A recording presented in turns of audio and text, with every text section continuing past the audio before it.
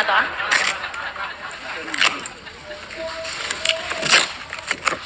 Pwede kayo magbukbang ng papel. Kaya... Wow! So ayun guys, kakadating lang nito kanina guys at excited na akong itry to. Wow! So ngayon ko lang nalaman guys na may papel pala na edible or papel na nakakain. So unbox na natin siya. Sobrang excited na ako guys kasi first time ko tong matatry sa buong buhay ko. Okay? Uy, sinamahan pa nila ng candle. Ayan, pero hindi ko yan in-order. So dapat dahan-dahan lang tayo dito kasi sobrang ano nito eh. Sobrang delicate. Delicate? Okay, ayan na. Eto na nga siya, guys. Ayan. Okay. Para siyang coupon band. Ayan. Huy! Eto na siya, guys. Eto na siya. So, ipapakita ko sa inyo, guys, ang regular na coupon band, guys. Ayan. Eto yun. So, kukuha tayo dito ng isa. Papakita ko sa inyo, guys. Ito yung nakakain. Tas ito yung hindi. Tignan nyo naman ang difference, guys. Masyado lang itong maputi, guys. At hindi ito nakakain. Hindi ito nakakain. Ito daw. So yun, guys, the moment of truth. Taste test. Let's go.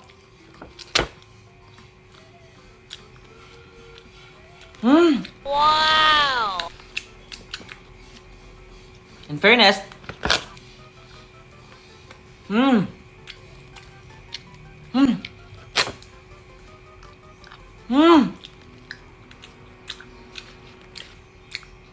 may kalasa siya, guys.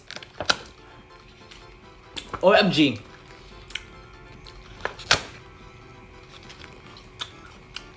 May kalasa siya. Kapag ginuya mo siya, nagme-melt agad siya sa dila. In fairness, pwede ko itong mukbangin.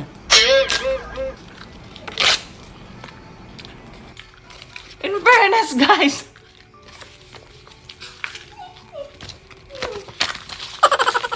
Bite right into it. What do you think? Wow! Saktong kakadating na nitong order ko at sobrang excited ko nang matry to. Let's go! First time ko makakatry ng honeycomb sa buong buhay ko. Nakatry na ako ng honey pero yung honeycomb hindi ko pa natatry. Wow! So, eto na siya guys. Sobrang liit niya lang pala. Akala ko malaki. So, ito yung laman niya guys. So, ito lang siya kaliit guys. Nabili ko to ng mga 200 pesos ata. Ayan. At tignan nyo naman guys. Ayan. Authentic daw to siya guys. Kaya napa-order ako. At gusto ko na ding matry kung ano ba talagang lasa nito. Okay, buksan lang natin siya. Oh! Tignan nyo naman guys, mukha siyang masarap. Ito yung itsura niya guys. Maliit lang siya. So yun guys, taste test na natin siya. Okay. Sobrang dikit niya. In fairness, mataba siya guys. Yan, the moment of truth, taste test.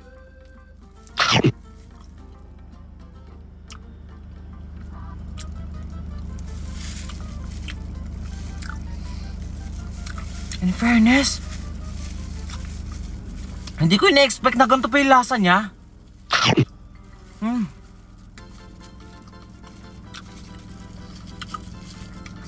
Kalasa siya ng honey guys, pero itong ano niya, parang kumakain ng bubble gum. Sobrang chewy niya. Hindi ko alam kung pwedeng lunukin to. Kasi sobrang chewy niya. Pero in fairness, ang sarap niya. Itatry natin itong mga prutas na first time ko lang matitikman sa buong buhay ko. Wow! Let's go! So, unahin natin itong figs. Alam nyo ba guys, sobrang tagal kong hinanap itong prutas na to at dito lang pala sa Singapore ko ito matitikman at matatry. So, ayun guys, may napanood kasi akong TikTok video na kumakain siya nito. So, ayun guys, subukan na natin siya. Let's go!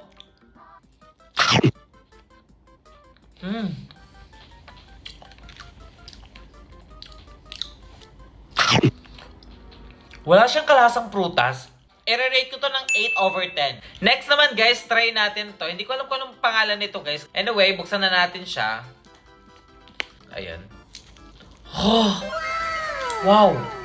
Okay. Uy! Sobrang tamis. Sobrang tamis guys, promise. I-rate ko to ng 9.5 over 10. Next naman guys, ito talaga. First time ko tong matatry at sobrang na-ignorante ako. Kaya, binili ko to. Wow! Okay, hindi ko alam kung paano to kainin. Pero, parang hinog na siya kasi medyo malambot na siya. Okay, so siguro diretso na itong... Siguro diretso kain na to. Let's go.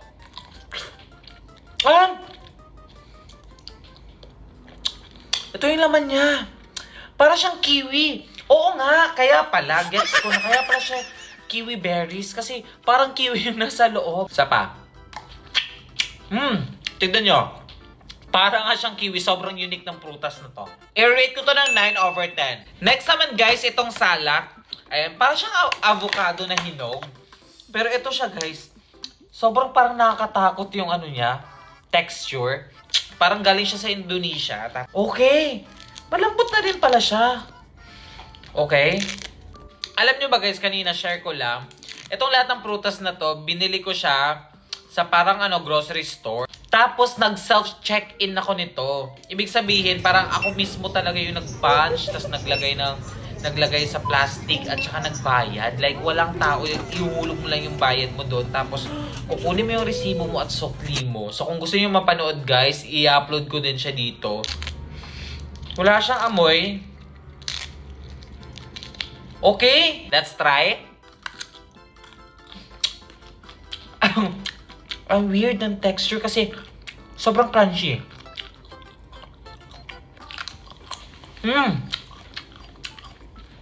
Matamis siya na sobrang crunchy. Ay, hindi naman sobrang crunchy. Crunchy lang. Alam ko na kung anong lasa. Lasang siya, langka.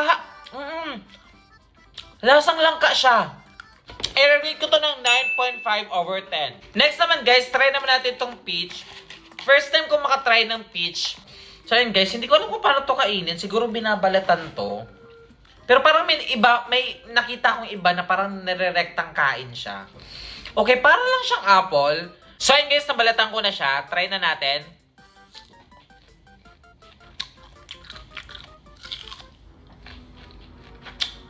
Pero parang siyang pinya guys.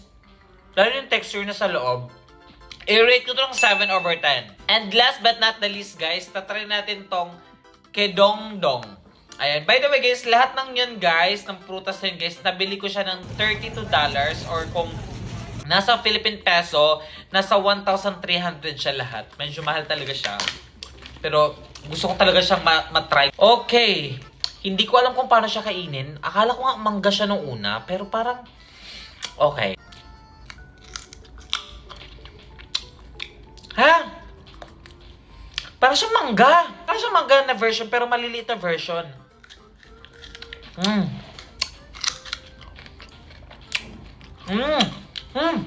Parang siyang mangga, guys. Di na sinabi ang lasa. Sorry naman no kung hindi ko nasabi kasi sobrang na-overwhelm ako. So sa mga hindi nakakaalam guys, ang tinutukoy niya dito, itong paper or edible paper. Maraming nagsabi na ang tawag daw talaga dito ay peppermint. May nagsabi naman na ang tawag daw dito ay rice paper. Hindi ko alam guys, basta ang alam ko edible paper to. So yun na nga guys, taste test ulit tayo. Ayan, para talaga siyang coupon band.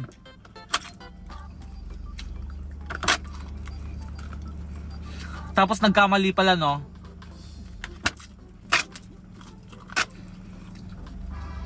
Sa mga nagtatanong guys kung ano yung lasa, finally na-distinguish ko na din. Yung lasa niya guys, lasa siyang ostya. Yung sa simbahan.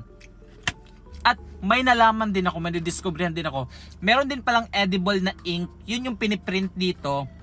Yun yung ginagamit nila sa mga pang-decor sa mga cake. Yun. Nga pala guys, sa mga nagtatanong kung magkano to, nabili ko siya ng 227 pesos for 10 pieces. 10 lang to. Comment kung gusto nyo i-try to. Bigyan ko kayo isa. Kaya ko siyang ubusin. Pwede din siyang i-wrap sa fresh lumpia. Try ko kaya yung next time. Hindi ko alam kung bakit marami sa inyong ayaw ng durian, pero para sa akin, yung amoy at yung lasa niya gustong gusto ko. Magmumukbang tayo ng durian ngayon. So, ang tagal ko na hindi nakakain ng durian, ngayon na lang ulit, after ilang taon, buksan na natin siya. At dahan-dahan kayo sa pagbukas kasi matinik talaga siya. Uy! Oh! Wow! Tignan nyo guys, ang taba ng laman. Ito yung rason kung bakit gusto kong kumain ng durian dito sa Mindanao. Kasi tignan nyo naman oh, ang taba. Tignan nyo naman. Sobrang taba. So, ayun. First bite.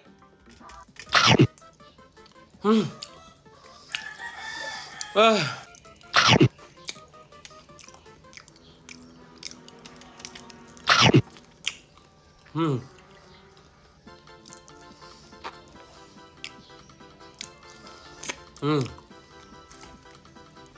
Yan. Tignan nyo guys, sobrang taba. Wow! Alam nyo kung bakit ako nag-crave ng durian? Kasi nung pumunta kaming Singapore, nung na-try ko yung durian ice cream nila, sobrang nasarapan ako. At ayun lang, na-miss ko lang yung durian na durian na prutas.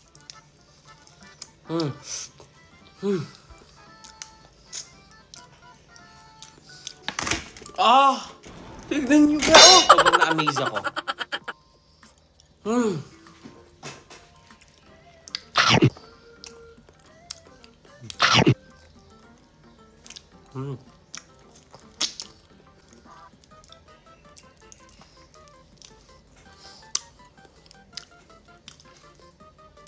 Ang dami niyang laman. Isa pa. Tignan nyo guys. Tignan nyo kung gaano kaliit lang yon, pero tignan nyo yung laman. Ang lalaki, di ba? Tignan nyo guys, ganito lang siya kaliit, pero ganito nakadami yung laman. Paano pa kaya kung malalaking durian? Di ba?